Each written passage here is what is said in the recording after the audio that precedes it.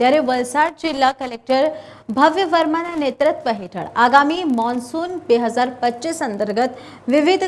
કામગીરીઓ જિલ્લા વહીવટી તંત્ર દ્વારા હાથ ધરી દેવામાં આવી છે। આ કામગીરીના ભાગરૂપે નીચાણવાળા વિસ્તારો, શાળા, કોલેજો અને ઔદ્યોગિક જીઆઈડીસી વિસ્તારોમાં જનજાગૃતિના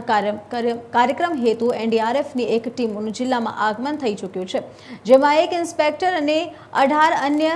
રેન્ક્સના કર્મીઓ મળી કુલ 19 સભ્યોની એક ટુકડી નીચાણવાળા શહેર વિસ્તાર, ગામો, શાળા અને કોલેજોમાં જનજાગૃતિના પ્રોગ્રામ કરી રહ્યા છે। જે સંદર્ભે વલસાડ તાલુકાના કાંઠા વિસ્તારમાં આવેલા ભદેલી જગલાલા ગામમાં હિંગરાજ માતાના મંદિર, વલસાડના હાલર તળાવ આજરોજ ખાતે એનડીઆરએફ ટીમ દ્વારા લોક જાગૃતિ કાર્યક્રમ કરવામાં આવ્યો હતો, જેમાં પૂર આવે ત્યારે કેવી રીતે બચવું, એમરજન્સીમાં કોનો સંપર્ક કરવો, સ્થાનિક લોકોને તરત શીખવવું અને રેલ સમયે પોતાની પાસે કયા સાધનો ઉપલબ્ધ હોવું જોઈએ તે અંગે એનડીઆરએફની ટીમ દ્વારા માર્ગદર્શન આપવામાં આવ્યું હતું।